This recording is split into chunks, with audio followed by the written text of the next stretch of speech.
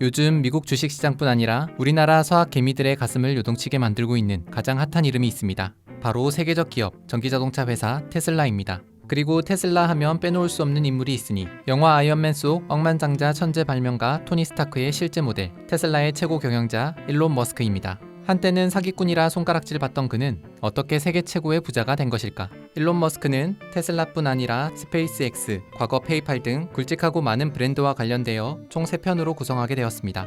그럼 브랜드 백과사전 일론 머스크 1편 지금 시작하겠습니다.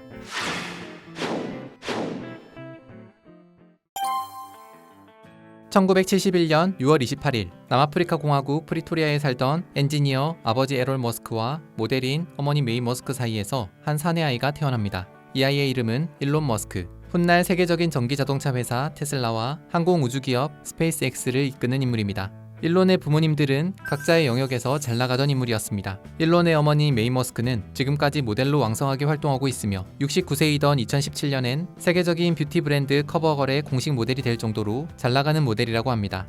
아버지 에롤 머스크는 천재 수준의 IQ를 가진 사람이었는데 아주 젊은 나이에 남아프리카 공화국에서 전문 엔지니어 자격을 취득할 정도로 아주 똑똑한 사람이었습니다. 때문에 호기심이 아주 많은 소년이었던 일론은 모르는 것이 있으면 궁금증이 풀릴 때까지 마음껏 아버지에게 질문을 할 수 있었습니다. 게다가 일론은 책 읽기를 무척 좋아했습니다. 동생 킴벌의 얘기에 따르면 하루에 보통 10시간씩 책을 읽을 정도였으며 일론이 집에서 갑자기 사라져 보이지 않으면 도서관이나 집 근처 서점에 가면 책을 읽고 있는 일론을 쉽게 발견할 수 있었다고 합니다. 일론은 만화부터 과학, 철학, 종교 등 여러 분야의 책을 두루 섭렵했으며 그 중에서도 판타지나 공상과학 소설을 무척 좋아했습니다. 덕분에 그는 자연스럽게 우주에 대한 꿈을 키우게 됩니다. 일론이 10살 정도 됐을 무렵 그의 부모님은 이혼을 하게 되었습니다. 그리고 일론과 두 동생은 아버지 에롤 머스크와 함께 지내게 됩니다. 이 시기 일론이 관심을 갖게 된 것이 있으니 바로 컴퓨터였습니다. 그는 아버지에게 코모도어 VIC-20이라는 컴퓨터를 사달라고 조르기 시작했습니다.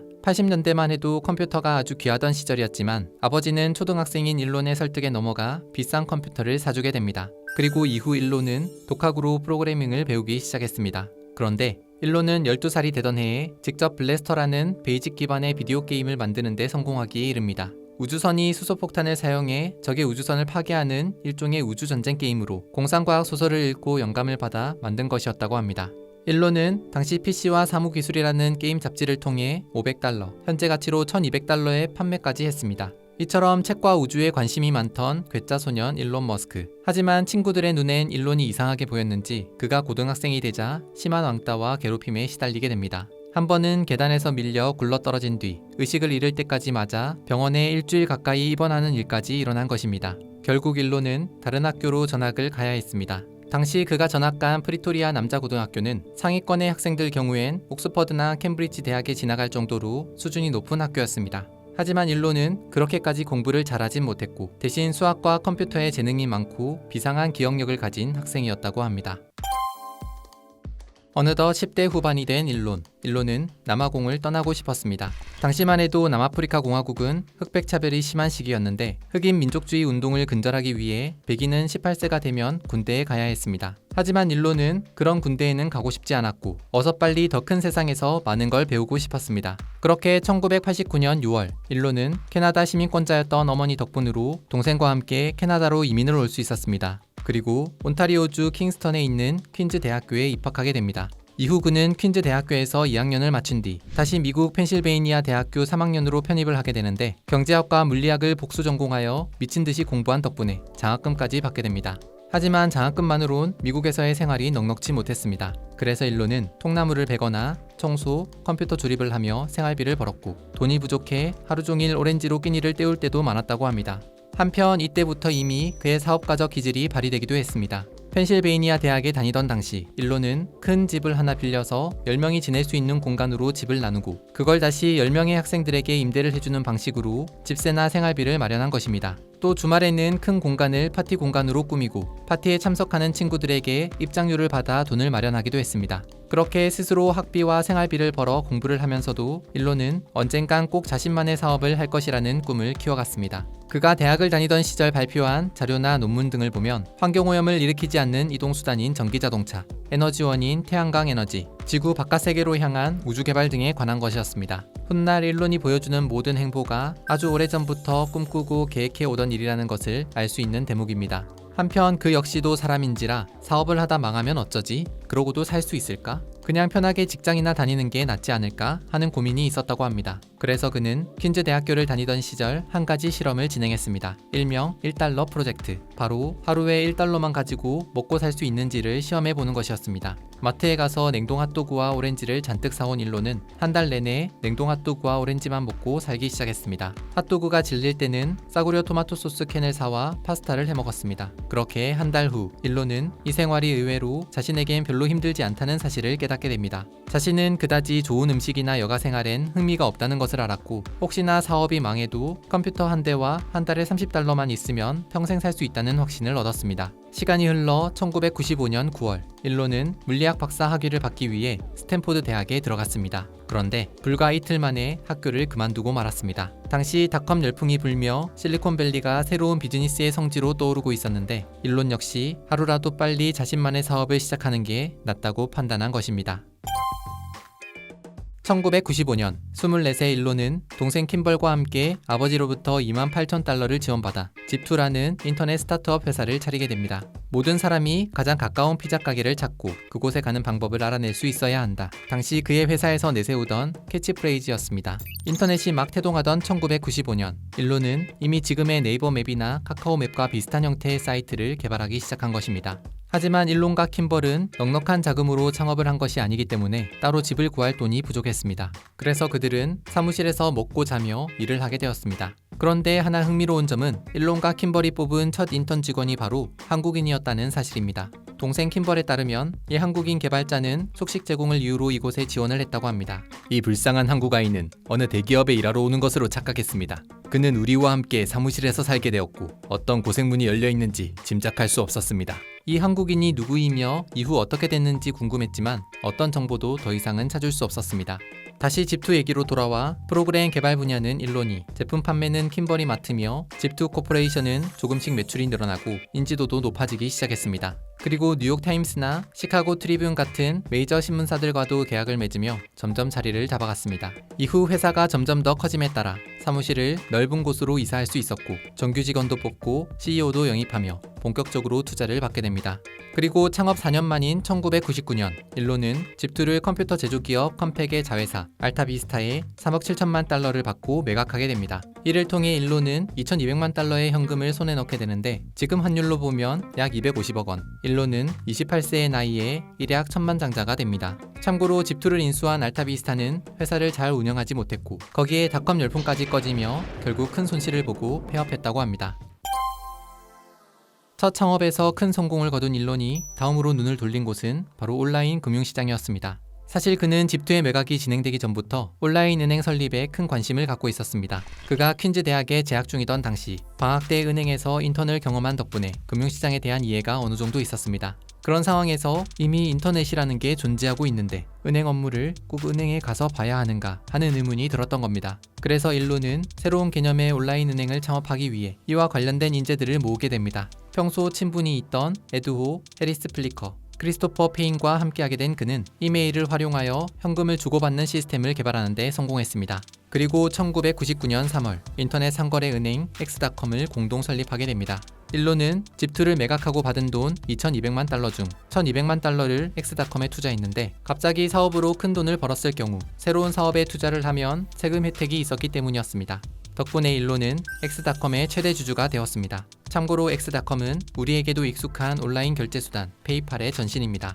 그런데 창업한 지 5개월 만에 X닷컴 내부에 문제가 발생했습니다. 공동 설립자였던 해리스가 쿠데타를 일으킨 것이었습니다. 일론과 추구하는 방향이 달랐던 해리스는 자신이 CEO가 되지 않는다면 회사의 모든 사람을 데리고 나가 새로운 회사를 만들겠다고 말했습니다. 그리고 진짜 핵심 개발 인력들을 모두 데리고 회사를 떠나버렸습니다. 결국 일론은 다시 처음으로 돌아가 개발자를 뽑아야 했고 부족한 자금을 다시 투자받아야 했습니다.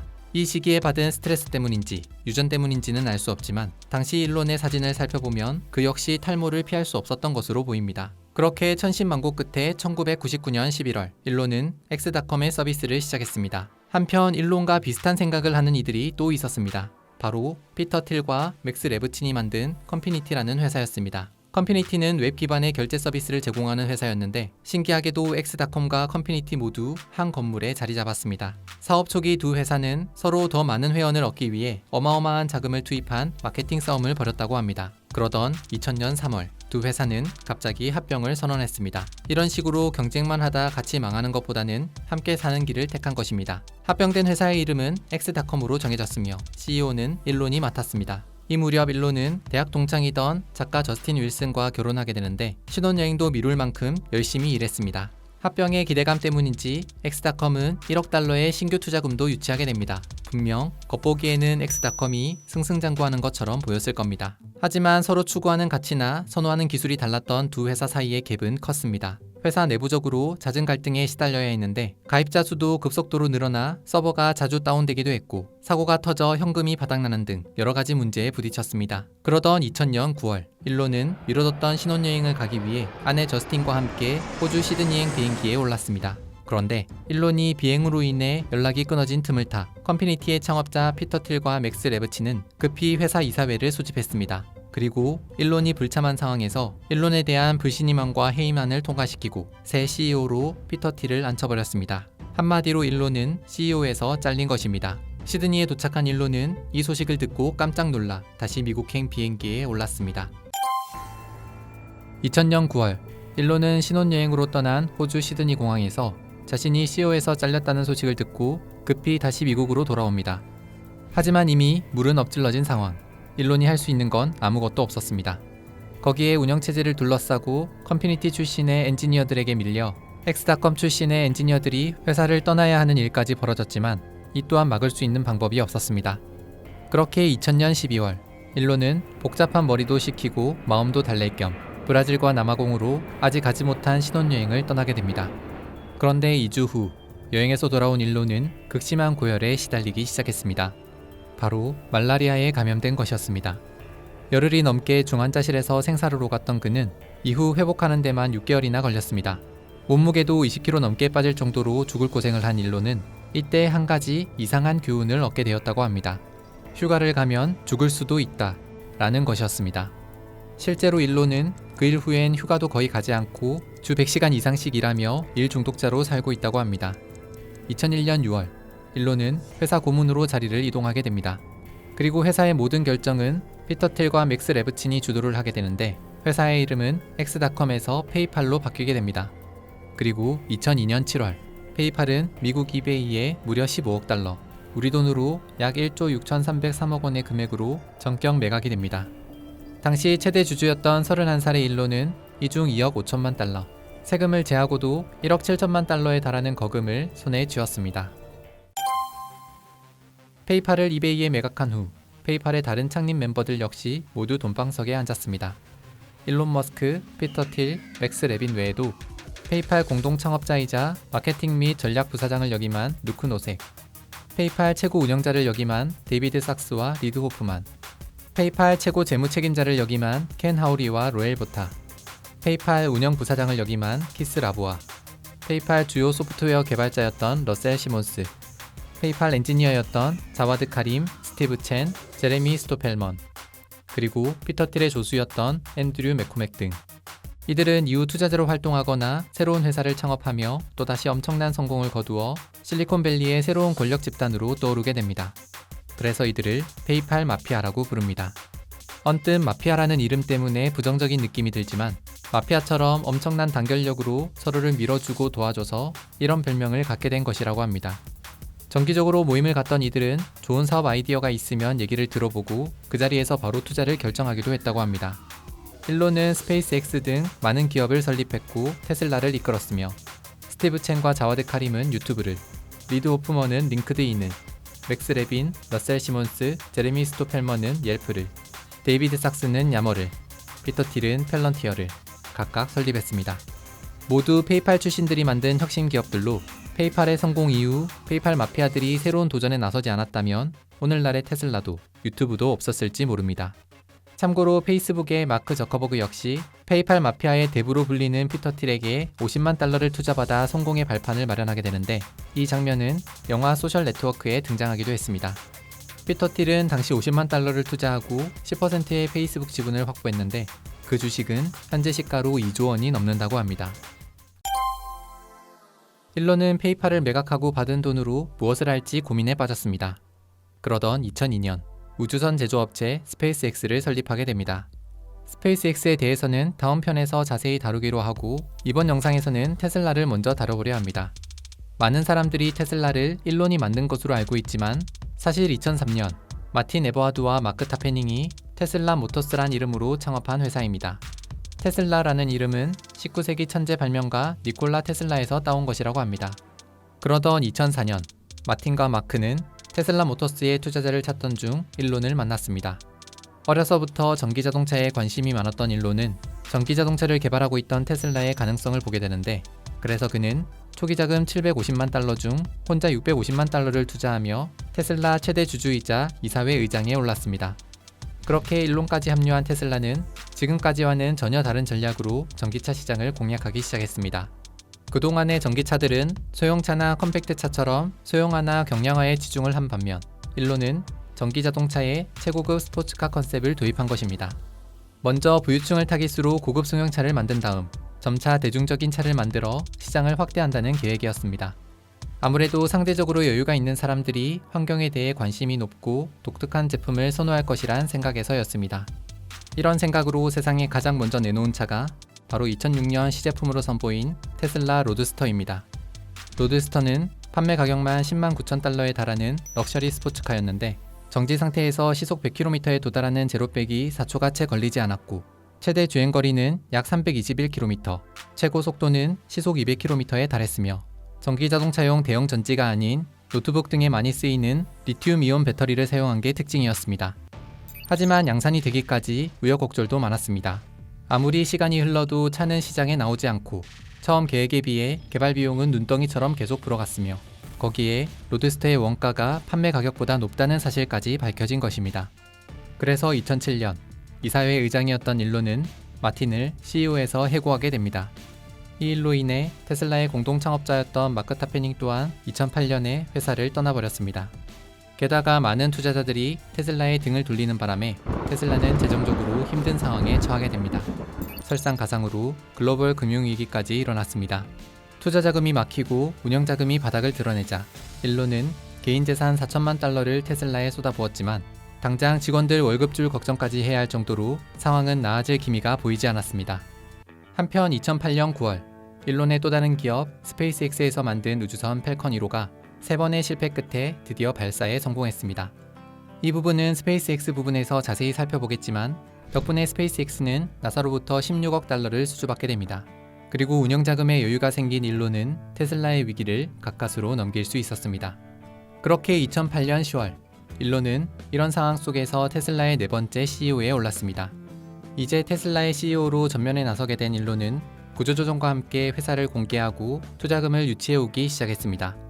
그리고 한편으론 자신의 프로그래머 경력과 스페이스X에서 얻은 다양한 부품 소재와 우주공학에 대한 지식을 바탕으로 자동차의 세세한 부분까지 직접 관여하며 전기자동차 생산에 몰두했습니다. 그렇게 2008년에 처음 만들어진 100대의 로드스터는 레오나르도 디카프리오, 조지 크루니 같은 유명인들에게 먼저 판매될 정도로 뜨거운 관심을 받게 됩니다. 이후 테슬라 로드스터는 여러 차례 업그레이드를 거치며 2012년 단종되기 전까지 2,400대 이상을 생산했습니다. 로드스터는 무엇보다 전기차 발전에 중요한 전환점을 마련했다는 데 의미가 높습니다. 2012년 6월 금융위기 이후 기사회생한 테슬라는 이를 갈고 새로운 모델을 출시합니다. 바로 테슬라 모델 S입니다. 코드네임 화이트스타였던 모델 S 역시 기존 자동차 업체들의 상식을 깨는 차량이었습니다. 전기차 회사들은 배터리 용량을 줄이기 위해 차량 크기를 줄이고 2인승으로 개발하는 데 공을 들이고 있었는데 테슬라는 오히려 7인승 세단형 차량을 만들어버린 것입니다. 그런데 혁신 기술을 모아 만든 모델 S도 처음엔 그 기대에 부응하지 못했습니다. 2013년 2월경 부진한 매출 실적과 잇따른 일론의 구설수로 인해 심각한 경영난으로 테슬라가 거의 파산 직전까지 내몰리게 된 것입니다. 결국 일론은 회사를 구글에게 팔아야겠다고 마음을 먹고 자신의 친구이자 구글의 공동 창업자 레리 페이지에게 연락을 했습니다. 일론이 요구한 조건은 당시 테슬라의 시총보다 높은 가격인 60억 달러와 테슬라 공장에 추가로 50억 달러를 투자해달라는 것, 그리고 구글이 인수한 후에도 자신이 8년 동안은 테슬라를 경영할 수 있게 해달라는 것이었습니다. 몇 차례에 걸친 협상 끝에 레리는 대부분의 조건을 받아들였고 테슬라는 구글에 곧 인수되는 듯 했습니다. 그런데 갑자기 모델 S가 입소문을 타며 판매량이 급증하기 시작했고 테슬라 주가가 치솟았습니다. 결국 구글과의 거래는 없던 일이 되었다고 합니다. 그렇게 모델 S는 2013년 상반기에만 1만 대가 판매되었는데 창사 이후 계속 적자에만 시달리던 테슬라는 모델 S 덕분에 처음으로 흑자로 돌아설 수 있었습니다. 테슬라는 2012년 모델 S를 시작으로 2015년엔 모델 X, 2017년엔 모델 3, 2020년엔 모델 Y를 출시했습니다. 이들을 모아보면 S3XY, 일론이 직접 지은 이 이름은 섹시라는 단어가 연상되도록 지은 것이라고 합니다. 이 중 특히 2017년에 출시된 중형 전기 세단 모델 3는 중국 상하이에 공장까지 설립하며 그야말로 초대박을 터뜨렸습니다. 2018년 25만 대, 2019년 37만 대, 2020년에는 50만 대에 육박하는 판매량을 기록했습니다. 심지어 미국에서 자동차가 가장 많은 캘리포니아 주에서는 2019년 미국 국민차로 사랑받아온 캠리보다 테슬라 모델 3가 더 많이 팔릴 정도였습니다. 2015년에 출시된 모델 X는 SUV 형태에 가까운 7인승 다목적 차량입니다. 좁은 공간에서도 편하게 내릴 수 있게 차 뒷문이 공중으로 솟구치며 스스로 열리는 팔코닝 도어를 탑재해 주목을 받았습니다. 이후 2020년 테슬라의 첫 번째 중형 SUV 모델 Y까지 출시되며 일론이 계획한 섹시 테슬라는 모두 세상의 모습을 드러냈습니다. 한편 2014년 6월 12일 일론은 자신의 블로그를 통해 테슬라 모터스의 특허를 모두 무료로 공개한다고 발표했습니다. 그러면서 다른 전기차 업체가 테슬라의 특허 기술을 가져다 써도 소송을 걸지 않을 것이며 짝퉁 테슬라를 만들어도 상관없다고 덧붙였습니다. 아니, 그 중요한 걸 왜? 사람들의 의문에 일론은 전기차 시장에 새로운 공룡들을 더 많이 뛰어들게 만들어 새로운 기술을 더 빨리 발전시키고 그래서 내연기관 중심의 자동차 시장을 전기차 중심으로 바꾸고 싶다고 특허 공개 이유를 밝혔습니다. 이렇게 자동차 업체가 특허를 공짜로 푸는 것은 사상 처음 있는 일로 일론은 앞으로도 새로운 기술이 나올 때마다 공개하겠다고 밝히기도 했습니다. 그리고 2017년 2월 1일 테슬라 모터스에서 테슬라로 이름을 바꾼 후 2017년 11월 18일 신형 테슬라 로드스터와 전기 모터로 움직이는 트럭 세미를 발표했습니다. 그리고 이와 함께 충격적인 모습의 자동차 한 대를 공개했습니다. 마치 공상과학 영화에서 막 튀어나온 듯한 괴상한 모습의 자동차. 사이드 미러도 문 손잡이도 없는 특이한 차. 바로 테슬라의 첫 전기차 픽업 트럭, 사이버 트럭이었습니다. 스페이스X에서 개발 중인 차세대 로켓 스타쉽에 사용되는 재질로 만들었다는 이 트럭은 9mm 총탄에도 뚫리지 않을 정도로 엄청나게 튼튼하다며 일론은 이 사이버 트럭이 테슬라의 미래 비전을 제시할 것이라고 자신만만한 모습을 보였습니다. 그런데 몇 분 후 이 차는 일론에게 엄청난 망신사를 주게 되고 테슬라의 주가는 폭락했습니다.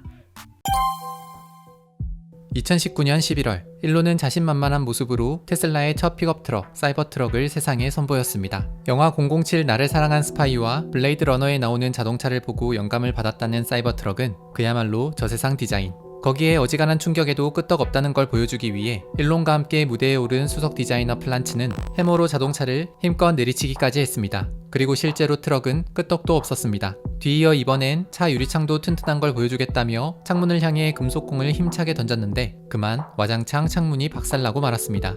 다시 한번 해보겠다며 두 번째로 시도해왔지만 역시나 또 와장창. 알고 보니 해머로 차를 내리칠 때 그 충격으로 인해 균열이 생겼고 그 때문에 유리가 깨진 것이었습니다. 방탄유리가 와장창 무너지는 것처럼 테슬라의 시가총액도 6%나 와장창 무너져 내렸습니다. 하지만 이러한 해프닝에도 불구하고 사이버 트럭은 선주문만 20만 대에 달할 정도로 흥행을 이어가고 있는 중이라고 합니다. 그리고 2021년 1월 마침내 테슬라는 토요타를 누르고 전 세계 자동차 회사 중 시가총액 1위에 올라섰습니다. 일론은 어려서부터 우주에 관심이 아주 많았습니다. 그래서 그는 마스 소사이어티라는 우주 모임에 가입해서 화성 탐사에 대한 이야기를 나누기 시작했습니다. 그리고 직접 라이프 투 마스 파운데이션, 화성 이주재단을 만들기도 했는데 화성에 식물을 보내 화성의 토양을 이용해 식물이 자라는 모습을 지구에 방송한다는 계획까지 세웠습니다. 그런데 사실 일론은 처음부터 자신이 직접 로켓이나 우주선을 만들 생각은 없었다고 합니다. 대신 생각해낸 것 중 하나가 소련에서 안 쓰고 있는 대륙간 탄도미사일을 구입해서 활용해볼 생각이었습니다. 2002년 2월 일론은 이 계획을 실행시키기 위해 그쪽 분야의 인맥들을 모아 러시아로 향했습니다. 하지만 협상은 보기 좋게 결렬되고 말았습니다. 일론이 생각하고 있던 금액에 비해 가격이 너무 비쌌기 때문입니다. 그렇게 빈손으로 집으로 돌아오게 된 일론은 미국으로 돌아오는 비행기 안에서 노트북으로 뭔가를 열심히 계산하기 시작했습니다. 그리고 얼마 후 함께 간 일행들에게 자신의 생각을 얘기했습니다. 바로 직접 로켓을 만드는 것이 가장 싸다고 말입니다. 그렇게 2002년 6월 일론은 항공우주기업 스페이스X를 설립했습니다. 스페이스X에서 만든 첫 번째 로켓은 팰컨 1호입니다. 영화 스타워즈에 나오는 우주선 밀레니엄 팰컨의 이름을 따서 일론이 직접 지은 것이었습니다. 2006년 3월 수많은 난관 끝에 드디어 팰컨 1호를 발사하게 되었습니다. 그런데 안타깝게도 발사 25초 만에 화재가 발생하며 바다로 추락해버리고 맙니다. 그리고 1년 뒤 이번엔 발사에는 성공했지만 회전축 제어 장치 이상으로 날아가다 말았습니다. 몇 개월 뒤 세 번째 발사도 역시 실패로 끝이 났습니다. 한마디로 천문학적인 돈이 공중분해되고 만 것입니다. 그 와중에 테슬라의 로드스터 출시에 문제가 생겼고 글로벌 금융위기까지 덮치며 일론도 벼랑 끝으로 내몰리고 있었습니다. 여기서 네 번째 발사까지 실패한다면 스페이스X는 끝. 우주를 향한 일론의 꿈도 접어야 하는 상황이었습니다. 그러던 2008년 9월 28일 팰컨 1호의 네 번째 발사가 있던 날 천하의 일론도 바짝바짝 긴장이 됐습니다. 그래서 그는 아침 일찍 아들들과 함께 디즈니랜드에 가서 시간을 보내다가 오후 4시 발사 예정 시간이 다 돼서야 스페이스X 제어실에 들어섰습니다. 결과는 대성공. 마침내 팰컨 1호가 무사히 발사돼 궤도에 진입했던 겁니다. 처음 계획했던 것보다 무려 4년 반이나 더 걸린 성공이었습니다. 일론은 정말 소름 끼치게 짜릿했다. 내 평생 가장 위대한 날이라고 소감을 밝혔습니다.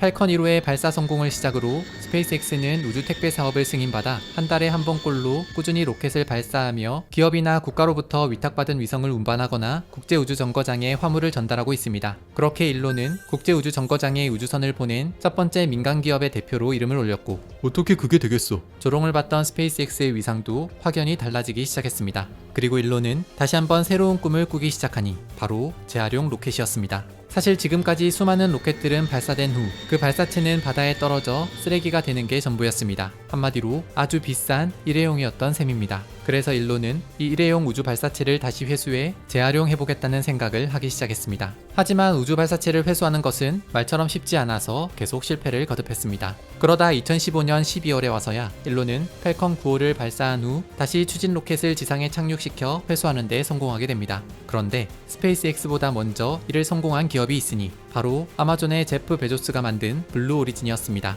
사실 일론과 베조스는 대표적인 앙숙 사이로 당시 일론은 블루 오리진에 대해 진정한 우주 공간에 갔다 온 것이 아니라며 블루 오리진의 성과를 깎아내리는 모습을 보였는데 이번엔 베조스가 착륙 클럽에 가입을 환영한다며 스페이스X가 블루 오리진에 비해 한 발 늦었다는 것을 은근히 조롱했습니다. 하지만 둘 사이가 처음부터 나빴던 건 아니라고 합니다. 2000년 베조스가 먼저 우주 개발 사업을 위해 블루 오리진을 만들고 2년 뒤 일론이 스페이스X를 만들었는데 둘은 함께 식사하며 아이디어를 나누기도 했습니다. 하지만 민간 우주 개발을 놓고 경쟁하기 시작하며 둘의 사이도 틀어진 것이라고 합니다. 여튼 두 사람의 경쟁 덕분에 미국의 우주 개발 사업은 엄청난 속도로 발전해 가고 있습니다.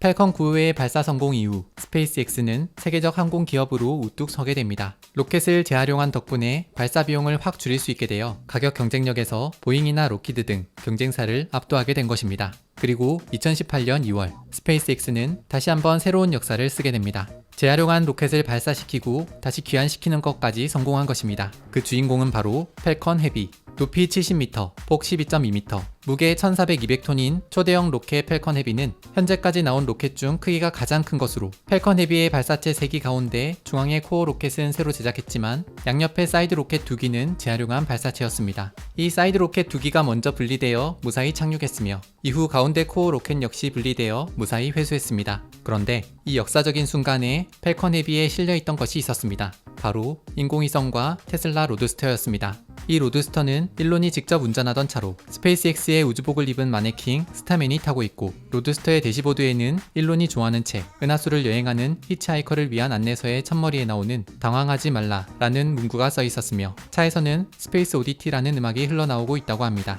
로드스터는 원래 태양과 화성 사이를 도는 궤도를 향해 날아갈 예정이었으나 원래 궤도를 넘어 화성과 소행성대 사이까지 가 있다고 합니다. 스페이스X의 팬이기도 한 우주공학자 벤 피어스는 2018년 2월 로드스터는 어디 있나 란 웹사이트를 개발해 공개하기도 했습니다. 그의 데이터에 따르면 로드스터는 지금까지 16억 km 이상의 거리를 주행했으며 앞으로 2091년쯤 지구와 상당히 가까워질 것이라고 합니다. 이후에도 스페이스X는 민간 기업 최초로 드래곤 캡슐이 우주정거장 도킹에 성공, 2019년에는 유인 우주선 시험 발사에 성공, 2020년 10월엔 100번째 로켓 발사에 성공하며 계속해서 새로운 역사를 써내려가고 있는 중입니다. 또 일론은 앞으로 위성 인터넷 서비스 스타링크의 도입도 계획하고 있는데 2020년대 중반까지 적게도 소행위성 12,000개를 쏘아 올려 전 세계 어디서든 초고속 인터넷을 사용할 수 있도록 만들겠다는 것입니다. 2006년 일론은 사촌동생 린던 리브, 피터 리브와 함께 솔라시티라는 태양광 발전 회사를 창업하게 됩니다.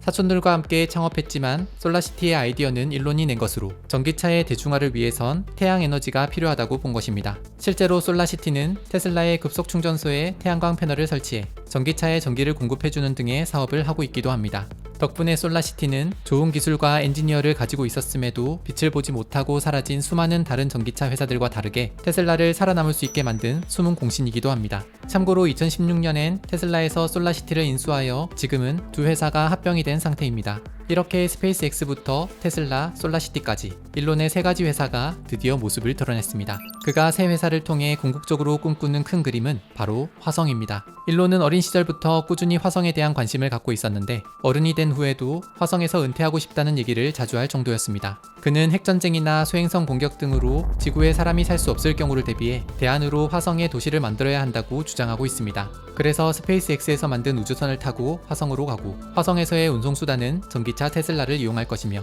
솔라시티의 태양광 발전 기술을 바탕으로 화성에 태양광 발전소를 짓겠다는 꿈을 키우고 있습니다. 그러면서 화성 이주 프로젝트를 위한 구체적인 계획도 발표했습니다. 앞으로 2024년쯤엔 승객을 태워 화성으로 보내고 우선 10명 이내의 선발대가 거주를 위한 돔을 건설하여 화성의 토양을 농작물이 자랄 수 있는 환경으로 조성한 다음 이후 8만 명이 먼저 화성으로 이주하게 될 것이란 겁니다. 그리고 이를 위해 스페이스X에서는 최대 탑승 인원이 100여 명에 달하는 초대형 우주선 스타쉽을 개발하고 있습니다. 스타쉽은 화성뿐 아니라 먼 행성 간 탐사까지 염두에 둔 우주선으로 2024년 달에 사람을 보내는 나사의 아르테미스 프로젝트에도 활용될 계획이라고 합니다. 이쯤 되면 하나 궁금해지는 것이 있습니다. 과연 이 사람에겐 사생활이란 게 있긴 한 것일까? 사실 일론은 이렇게 바쁜 와중에도 3번의 결혼을 했으며 아들도 6이나 있는 아들 부자입니다. 일론의 첫 번째 아내는 저스틴 윌슨입니다. 둘은 캐나다 퀸즈 대학에서 만나 2000년에 결혼을 했고 2년 뒤 네바다 알렉산더 머스크를 낳았으나 안타깝게도 10주 만에 영아 돌연사 증후군으로 세상을 떠나고 말았습니다. 그 후 다시 2004년에 쌍둥이 그리핀과 자비에르를, 2006년엔 카이, 섹슨, 카이라를 얻게 됩니다. 하지만 2008년 일론과 저스틴은 이혼을 하게 됩니다. 일론이 너무 일에만 몰두해 가정에 소홀하다는 이유였습니다. 그 후 2010년 일론은 영국 배우 탈루라 라일리와 결혼과 이혼, 재혼을 반복하다 2016년에 완전히 이혼했으며 2018년부터는 캐나다 가수이자 프로듀서 그라임스와 연인관계를 유지해오고 있습니다. 아직 공식적으로 결혼을 하진 않았지만 2020년 5월 그라임스와 사이에서 일론은 6번째 아들을 얻게 됩니다. 둘은 아들 이름을 특이하게 XACA12 머스크로 지었는데 X는 미지수, 애쉬는 사랑, 인공지능, A12는 일론이 제일 좋아하는 비행기 SR-71의 전신이었던 실험기 A12를 뜻하는 것이라고 합니다. 무장도 없고 방어도 없이 오직 속도로만 승부한 평화적 비행기 라는 뜻을 가진 이름이라고 합니다. 그는 주 100시간 이상 일하며 눈코 뜰 새 없이 바쁘게 일하는 와중에도 틈틈이 아들들을 캘리포니아에 있는 공장으로 불러 구경시켜주고 개인적인 휴가는 거의 가지 않지만 그래도 아들들과의 휴가는 챙기며 지낸다고 합니다. 일론은 스페이스X나 테슬라, 솔라시티 외에 오픈 AI, 뉴럴링크, 보링 컴퍼니 등 일반인들은 평생 하나 차리기도 힘든 회사를 여러 개 설립한 창업 부자입니다. 2015년 설립한 비영리 인공지능 연구기업 오픈 AI는 인공지능이 인간에게 유익한 방향으로 개발되고 이용될 수 있도록 만든 기업이며 2016년 설립한 뉴럴링크는 사람의 뇌와 컴퓨터를 연결해 생각만으로도 컴퓨터를 작동하게 하는 것은 물론 뇌에 심은 칩을 이용해 알츠하이머 같은 중증 뇌질환이나 정신질환, 척추손상이나 시각장애 등 감각이 마비된 환자를 치료하는 데 목표를 둔 회사라고 합니다. 마지막으로 2017년에 설립한 토목회사 보링 컴퍼니는 미래시대의 새로운 도시교통 시스템을 위한 회사로 도시 곳곳에 승용차 한 대가 다닐 수 있을 정도의 작은 지하터널을 뚫고 전기 썰매처럼 생긴 장치에 차량을 싣고 이동하면 시속 200에서 300km로 움직일 수 있어 평소 6시간 걸리던 거리를 30분 만에 갈 수 있다고 합니다. 일종의 하이퍼루프 개념인데 하이퍼루프란 지난 2013년 일론이 제안한 미래형 운송수단을 말합니다. 진공 튜브 안에서 캡슐 형태의 고속열차가 달리는 하이퍼루프는 최고 속력이 거의 1300km에 달해 거의 음속에 가까운 속도로 달리기 때문에 이게 실현만 된다면 서울에서 부산까지 단 10분이면 도착할 수 있다고 합니다. 일론은 이렇게 자동차 산업을 혁신하고 화성에 새로운 도시를 건설하고 진공터널을 지어 기차가 다니도록 하면서 인간의 뇌를 AI와 결합하는 일반인들의 눈에는 불가능해 보이는 많은 것들을 꿈꾸고 시도하며 하나하나 현실로 실현시켜 나가고 있습니다. 그리고 2021년 1월 일론은 테슬라의 주가 급등으로 재산이 1885억 달러, 우리 돈으로 약 206조 원으로 늘어나며 세계 부자 순위에서 1위에 오르기도 했습니다. 하지만 일론은 자신은 부자로 죽을 것 같지는 않다고 얘기하고 있습니다. 재산 대부분을 화성기지 건설에 쓸 것 같으며 전부 다 소모되더라도 전혀 놀랍지 않을 것이라고 말입니다. 그는 미래는 꿈꾸는 것이 아니라 만드는 것이다 라고 말합니다. 앞으로 또 어떤 모습으로 세상을 변화시키게 될지 지금까지 스페이스X 테슬라의 천재 경영자 일론 머스크에 대해 알아봤습니다.